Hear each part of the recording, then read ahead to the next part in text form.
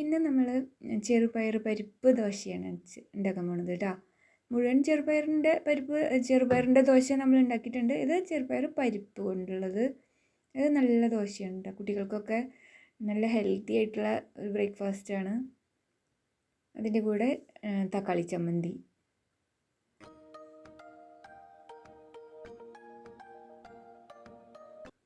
ഇതിനായിട്ട് നമ്മൾ ചെറുപയർ പരിപ്പും പൊന്നിയേരിയുമാണ് എടുത്തിരിക്കുന്നത് കേട്ടോ. 1.5 കപ്പ് ചെറുപയർ പരിപ്പും പിന്നെ 1/2 കപ്പ് പൊന്നിയേരിയും അത് തലേദിവസം കഴുകി വെള്ളത്തിലിട്ട് വെച്ചു.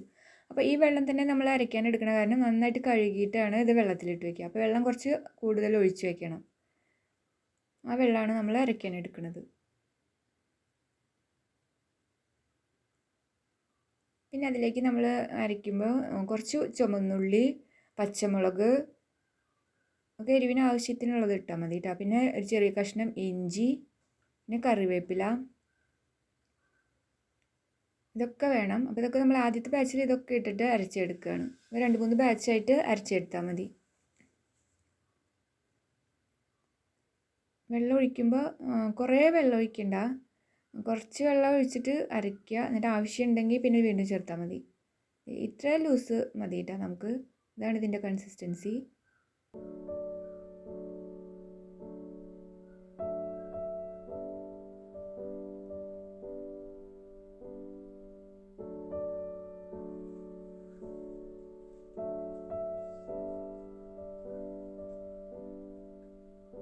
കണ്ടില്ലേ, ഇത്ര ലൂസ് മതി. ഇത് പാകമാണ്. ഇനി അതിലേക്ക് ആവശ്യമുള്ള ഉപ്പ്, കുറച്ച് ഉപ്പ് ചേർത്താൽ മതി. കാരണം നമ്മളിത് ചമ്മന്തി കൂട്ടി കഴിക്കണതല്ലേ, അത് ചമ്മന്തിയിൽ ഓൾറെഡി ഉപ്പ് ഉണ്ടാവുമല്ലോ. അപ്പോൾ ഇത്ര മതി കേട്ടോ. ഇനി ഇത് മൂടി അവിടെ ഇരിക്കട്ടെ. ഇത് അരച്ച് വെച്ചിട്ട് കഴിഞ്ഞിട്ട് നമുക്ക് ചമ്മന്തി ഉണ്ടാക്കാം. ചമ്മന്തി ഉണ്ടാക്കാനായിട്ട് പാൻ വെച്ച് അത് ചൂടാകുമ്പോൾ വെളിച്ചെണ്ണ ഒഴിച്ച് അതിലേക്ക് വെളുത്തുള്ളി, പച്ചമുളക്, പിന്നെ സവാള, കറിവേപ്പില, പിന്നെ 2 വറ്റൽമുളകും കൂടെ ചേർത്തിട്ടുണ്ട് കേട്ടോ. അതൊക്കെ എരിവനുസരിച്ചിട്ട് മുളക് ചേർക്കാം. അത് നന്നായിട്ടൊന്ന് മൂത്ത് വരുമ്പോൾ നമ്മൾ അരിഞ്ഞു വെച്ച തക്കാളി ചേർക്കുക. കുറച്ച് ഉപ്പിട്ട് കൊടുക്കുക. ഉപ്പിടുമ്പോൾ വേഗം തക്കാളി ഇങ്ങനെ വഴണ്ട് കിട്ടും. ഇതെല്ലാം കൂടെ ഒന്ന് മിക്സ് ചെയ്ത് ഹൈ ഫ്ലെയിമിൽ വെച്ചിട്ടാണ് ഇപ്പോൾ നമ്മൾ ചെയ്യുന്നത്. മിക്സ് ചെയ്തിട്ട് അടച്ച് വെച്ചിട്ട് സിമ്മിലിടുക.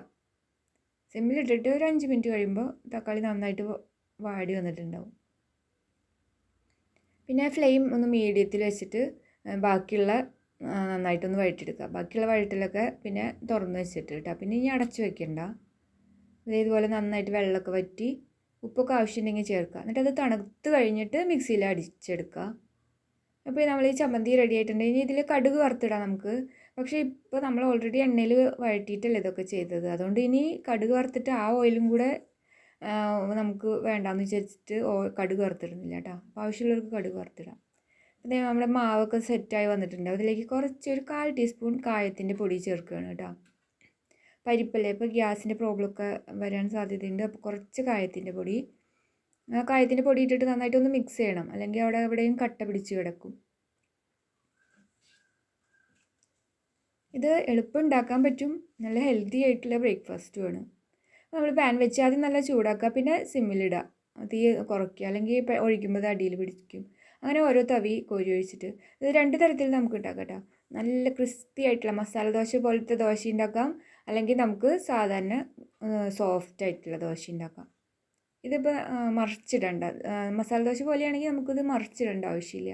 നല്ല ക്രിസ്പി ആയിട്ട് വരില്ലേ. ഇതിൻ്റെ മുകളിൽ നമ്മൾ ഓയിലായിട്ട് ഒഴിക്കുന്നത് നല്ലെണ്ണയാണ് കേട്ടോ. നല്ലെണ്ണ, സെസ്മി ഓയിൽ എന്ന് പറയില്ലേ, അതാണ് ഒഴിക്കുന്നത്.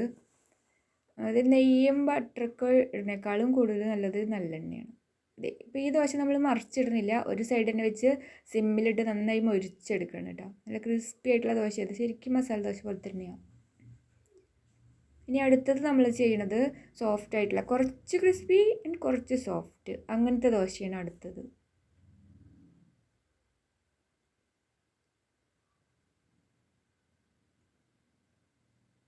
ഫ്ലെയിം എപ്പോഴും അഡ്ജസ്റ്റ് ചെയ്യുക. കൂട്ടി വെച്ചിട്ടുണ്ടെങ്കിൽ നമുക്ക് ഇത്ര ഈസി ആയിട്ട് ഇങ്ങനെ പരത്തി എടുക്കാൻ പറ്റില്ല. അതിന് അടിയിൽ ഒട്ടിപ്പിടിക്കും. തീ ആവശ്യമുണ്ടെങ്കിൽ മാത്രം കൂട്ടി കൊടുത്താൽ മതി. അല്ലെങ്കിൽ സിമ്മിലിടുക പരത്തുന്ന സമയത്ത്. നമ്മൾ കുറച്ച് ഓയിൽ ഇങ്ങനെ സ്പ്രെഡ് ചെയ്ത് കൊടുക്കുക.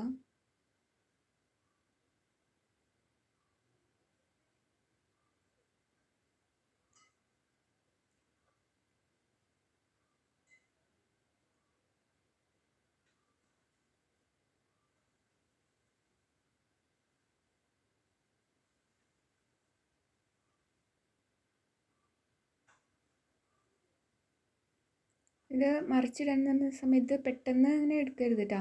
ഇങ്ങനെ സൈഡിൽ ഇങ്ങനെ സ്പാച്ചുല കൊണ്ട് ഒന്ന് ഇങ്ങനെ തൊട്ട് ഇങ്ങനെ കുത്തി കുത്തി ഇങ്ങനെ നോക്കുക ആയിട്ടുണ്ടോ, അല്ലെങ്കിൽ ചിലപ്പോൾ പൊട്ടിപ്പോവും. അപ്പം നോക്കിയിട്ട് ഇങ്ങനെ മറിച്ചിടാൻ നോക്കാം. എല്ലാ സൈഡും ഇങ്ങനെ വിടിയിച്ചിട്ട് അവസാനം മറിച്ചിട്ടാൽ മതി, അല്ലെങ്കിൽ ചിലപ്പോൾ അതിൻ്റെ ഷേപ്പൊക്കെ മാറിപ്പോവും. അപ്പം നമ്മുടെ ദോശ പെർഫെക്റ്റ് വന്നിട്ടുണ്ട്. ഇത് സോഫ്റ്റ് ആയിട്ടുള്ള ദോശയാണ്. ഇത് തക്കാളി ചമ്മന്തിയുടെ കൂടെ നല്ല സ്വാദാണ്. ഇനി ഒരു പഴം പുഴുങ്ങിയതോ മുട്ട പുഴുങ്ങിയതോ ഒക്കെ കുട്ടികൾക്ക് കൊടുക്കുക. അപ്പോൾ വീഡിയോ ഇഷ്ടപ്പെട്ടെങ്കിൽ ലൈക്ക് ചെയ്യുക, കമൻറ്റ് ചെയ്യുക, സബ്സ്ക്രൈബ് ചെയ്യുക. ഇതുപോലെ ചെറുപരിപ്പ് കൊണ്ട് ദോശ ഉണ്ടാക്കി നോക്കാത്തവരാണെങ്കിൽ ഒന്ന് ഉണ്ടാക്കി നോക്കാം കേട്ടോ. അപ്പോൾ ഇനി അടുത്ത വീഡിയോയിൽ കാണാം. ബൈ.